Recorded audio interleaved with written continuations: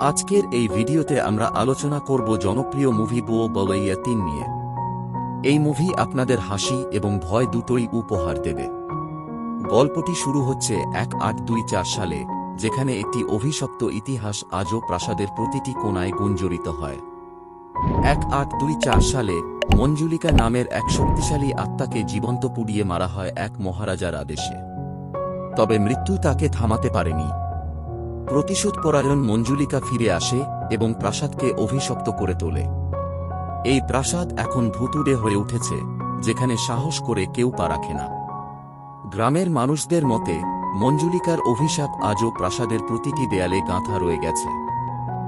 গল্পটি বর্তমান সময়ে চলে আসে, যেখানে রুহান নামে এক ধূর্ত প্রতারক লোকদের ভুতুড়ে ভয় থেকে মুক্তি দেওয়ার প্রতিশ্রুতি দিয়ে অর্থ রোজগার করে। সে নিজেকে রুহ বাবা হিসেবে পরিচয় দেয়, কিন্তু আসলে ভূতে বিশ্বাস করে না। সে বিভিন্ন গল্প বানিয়ে মানুষের বিশ্বাসকে কাজে লাগিয়ে তাদের প্রতারণা করে। একদিন রুহানের কাছে আসে মীরা এবং তার কাকা। তারা তাকে তাদের প্রাসাদে আসার আমন্ত্রণ জানায়, যেখানে মঞ্জুলিকার আত্মা আজও ঘুরে বেড়ায়। তারা তাকে বিশাল অঙ্কের টাকা দেওয়ার প্রতিশ্রুতি দেয়, যদি সে তাদেরকে ভূতের হাত থেকে মুক্ত করতে পারে। রুহান লোভ সামলাতে না পেরে রাজি হয় এবং মধ্যে গরুর শেডে বসবাস করে। এই অবস্থায় প্রাসাদের ভয়ঙ্কর ইতিহাস রুহানকে হতবাক করে তোলে। চারপাশের গ্রামবাসী রুহানের দিকে সন্দেহের চোখে তাকায় এবং তাকে বিভিন্নভাবে সতর্ক করে। এমন সময়ে রুহানের সাথে পরিচয় হয় প্রধান গুরুজির। গুরুজি তাকে জানান যে রুহান এই গ্রামের প্রাক্তন রাজার পুনর্জন্ম।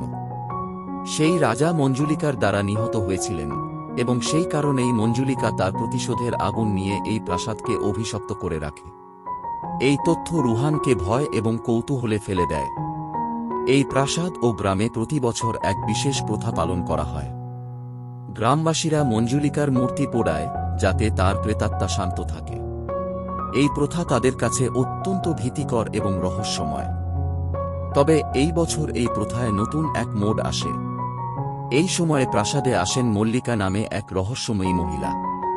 তিনি নিজেকে এক ঐতিহাসিক বলে দাবি করেন এবং তার গবেষণার মাধ্যমে প্রাসাদের ভেতরে একটি গোপন কক্ষের সন্ধান পান। তবে গুরুজি মল্লিকা এবং বাকিদের সতর্ক করে দেন, দুর্গা অষ্টমীর আগে এই কক্ষ খোলা উচিত নয়। তবুও মল্লিকা, রুহান, মীরা এবং অন্যরা মিলে সেই গোপন কক্ষ খুলে ফেলে। কক্ষ খোলার সাথে সাথে রহস্য এবং বিপদের এক নতুন দিগন্ত উন্মোচিত হয়। গুরুজি এসে সবাইকে জানান যে এই কক্ষের ভেতরে মঞ্জুলিকার আত্মার সাথে সম্পর্কিত একটি ভয়ঙ্কর সত্য লুকিয়ে আছে। গুরুজি প্রকাশ করেন যে রাজা এবং তার দুই বোনের মধ্যে এক ভয়ঙ্কর ঈর্ষার সম্পর্ক ছিল।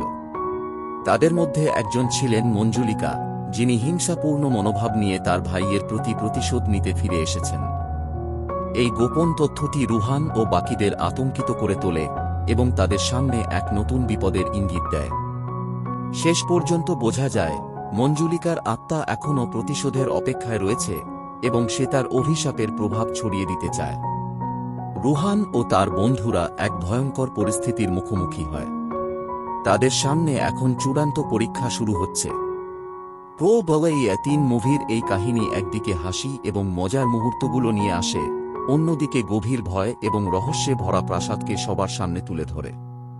মঞ্জুলিকার প্রতিশোধ এবং প্রাসাদের অভিশপ্ত ইতিহাস নিয়ে তৈরি এই গল্প আপনাকে প্রতিটি মুহূর্তে থমকে দেবে। এই ছিল আমাদের আজকের মুভি এক্সপ্লেনেশন। যদি ভিডিওটি ভালো লাগে তাহলে অবশ্যই লাইক, শেয়ার এবং সাবস্ক্রাইব করতে ভুলবেন না। আজকের মতো এখানেই বিদায় নিচ্ছি। আগামী ভিডিওতে আবার দেখা হবে নতুন কাহিনী নিয়ে। ততক্ষণ পর্যন্ত ভালো থাকবেন এবং আমাদের চ্যানেলের সাথেই থাকুন। ধন্যবাদ।